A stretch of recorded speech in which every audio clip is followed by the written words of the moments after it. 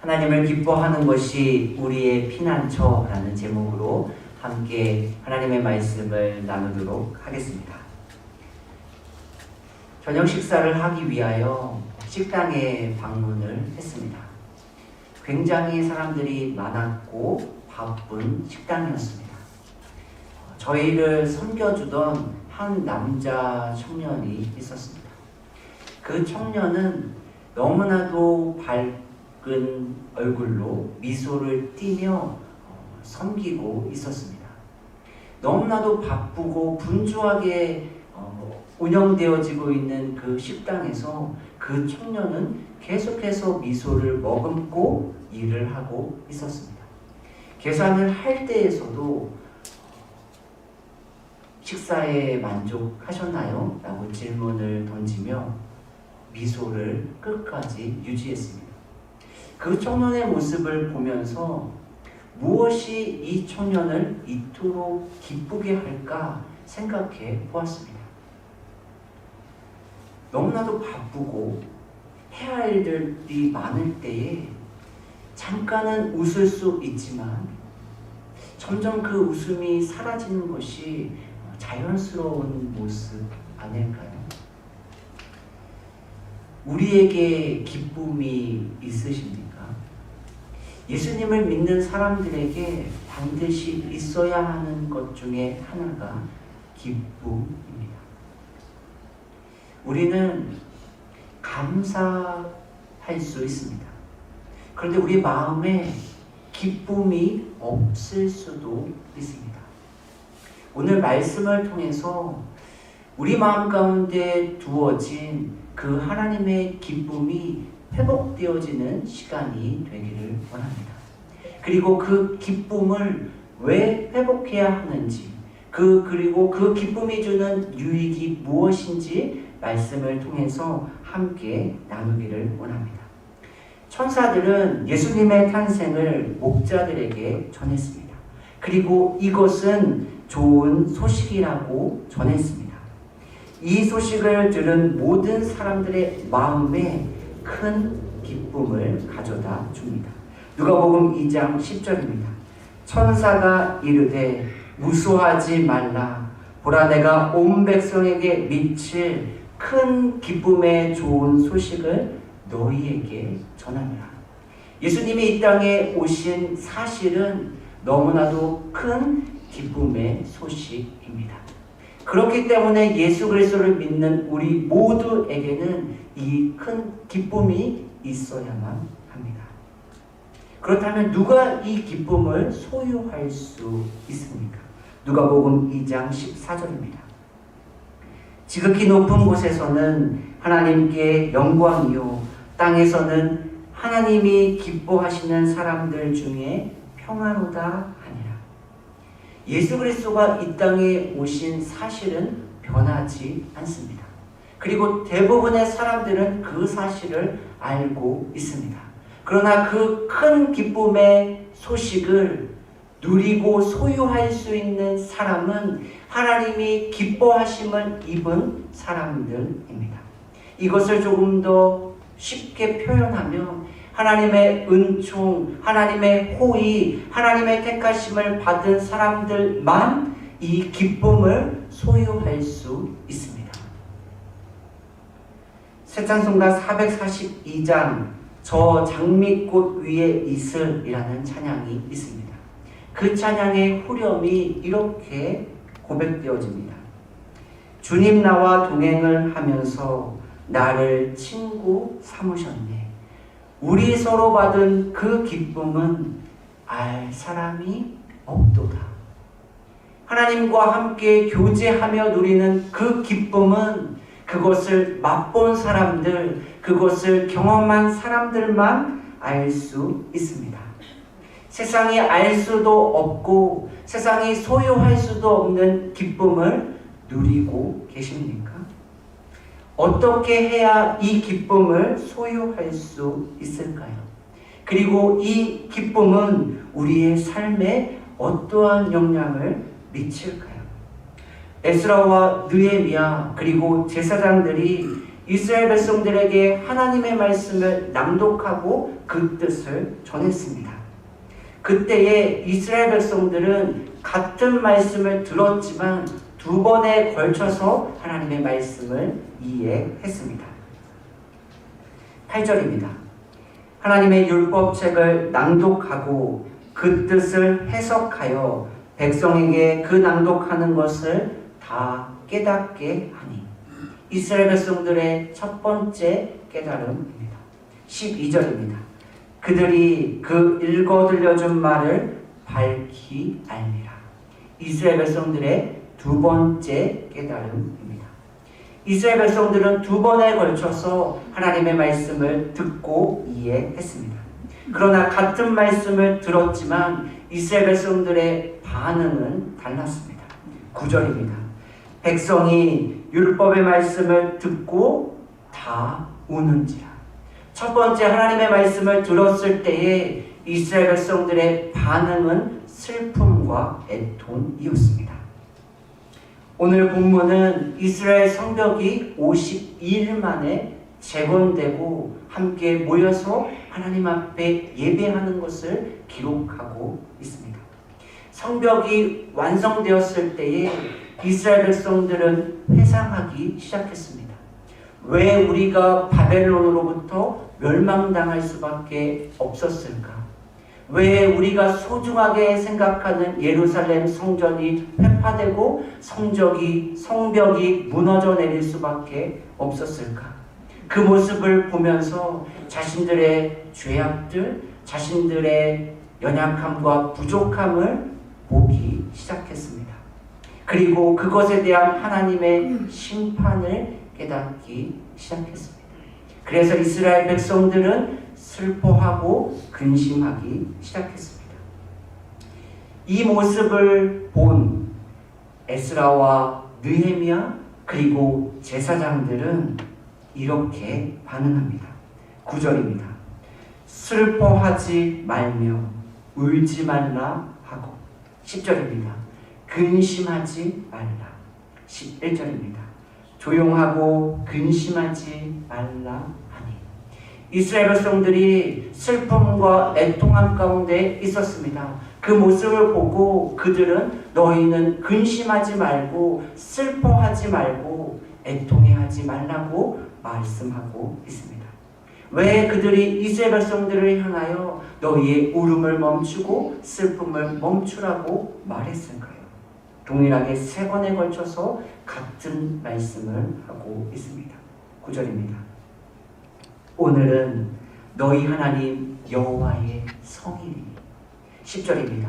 이날은 우리 주의 성일이니. 11절입니다. 오늘은 성일이니. 오늘은 하나님 앞에 예배하는 오늘은 우리의 수치와 우리의 부끄러움이 가리워지는 복된 날입니다. 우리의 모든 죄악이 사함받는 거룩한 날입니다. 하나님의 은혜가 새롭게 시작되고 선포되는 은혜의 날입니다. 그렇기 때문에 오늘은 성일이니, 오늘은 주일이니 슬픔을 멈추고 근심을 멈추고 애통함을 멈추고 기뻐하라고 말씀하고 있습니다. 시편 118편 24절입니다. 이날은 여호와께서 정하신 것이라. 이날에 우리가 즐거워하고 기뻐하리로다. 하나님의 백성들이 함께 모여 예배하는 주일은 우리가 놓치고 잃어버리고 잊어버렸던 기쁨과 즐거움이 회복되어지는 날입니다. 고린도후서 6장 2절입니다. 보라, 지금은 은혜 받을 만한 때요. 보라, 지금은 구원의 날입니다. 우리는 모든 일이 해결되거나 아니면 우리의 상황과 형편이 나아질 때에 기쁨을 누리기가 쉽습니다. 그러나 성경은 여전히 문제가 있고 아픔이 있고 어려움이 있지만 바로 지금이, 바로 이 순간이 구원의 기쁨을 누릴 때라고 말씀하고 있습니다. 바로 지금이 그 즐거움과 기쁨이 회복되는 시간입니다. 그렇기 때문에 그들은 느헤미야와 에스라와 제사장들은 이스라엘 백성들에게 한 걸음 더 나아가 이렇게 요청합니다. 10절입니다. 너희는 가서 살진 것을 먹고 단 것을 마시되 준비하지 못한 자에게는 나누어 주라. 부정적으로 반응하고 있는 이스라엘 백성들을 향하여 긍정적인 요청이 이루어지고 있습니다. 오히려 구원을 베푸신 하나님으로 인하여 기뻐하고 즐거워하는 축제의 시간을 보내라고 말씀하고 있습니다. 이 말씀이 언제 이루어지나요? 두 번째 하나님의 말씀을 이해할 때입니다. 12절입니다.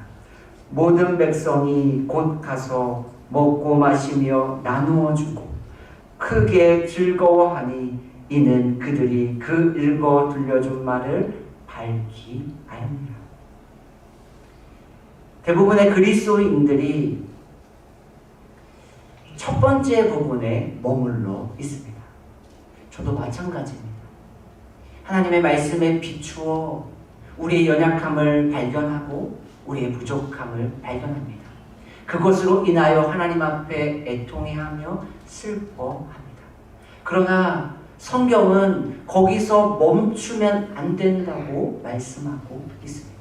한 걸음 더 나아가 그 슬픔과 수치와 죄악을 가리워지는 그 구원의 기쁜 소식을 너희가 누려야 함을 말씀하고 있습니다. 다시 한번 질문 드리기를 원합니다. 우리의 마음에 이 구원의 큰 기쁨이 있으십니까? 우리가 즐거워하고 우리가 좋아하는 것으로 마음이 기울어지기 매우 쉽습니다. 그리고 우리가 좋아하고 기뻐하는 것을 우리는 소중하게 생각합니다. 누가 시키지 않아도 내가 좋아하는 일은 한 걸음에 달려갈 수 있습니다. 그러나 내 마음을 불편하게 하고 내 마음을 힘들게 하는 것은 단 한 걸음도 쉽게 옮기기가 어렵습니다. 왜 우리가 기쁨을 회복해야 할까요? 왜 하나님이 우리 마음 가운데 두신 기쁨을 누려야만 할까요? 10절입니다. 여호와로 인하여 기뻐하는 것이 너희의 힘이니라 하고. 우리 함께 고백할까요? 10절입니다. 여호와로 인하여 기뻐하는 것이 너희의 힘이니라 하고. 여기서 힘이라는 단어는 피난처 요새라는 의미입니다. 우리가 조금 더 이해하기 쉬운 단어로는 방파제를 생각하면 됩니다. 파도가 크게 넘어올 때에 방파제는 그 파도를 막는 역할을 합니다. 하나님으로 말미암아 하나님 때문에 기뻐하는 것이 우리의 피난처요, 우리의 요새요, 우리의 방패가 되는 것을 의미합니다. 피난처 요새를 뜻하는 많은 영어 단어들이 있습니다. 그 중에 제가 좋아하는 단어는 stronghold라고 하는 단어입니다. 이 단어는 strong이라고 하는 단어와 hold라는 단어가 합쳐진 단어입니다. 너무 좋지 않나요? 무엇을 강하게 붙들어야 할까요? 그리고 무엇을 강하게 붙들었을 때 그것이 피난처가 되고 요새가 되고 방패가 될까요? 하나님을 기뻐하는 것, 하나님으로 말미암아 기쁨을 간직하고 소유하는 것이 우리의 방파제가 되고 우리의 요새가 되며 우리의 피난처가 됨을 말씀하고 있습니다.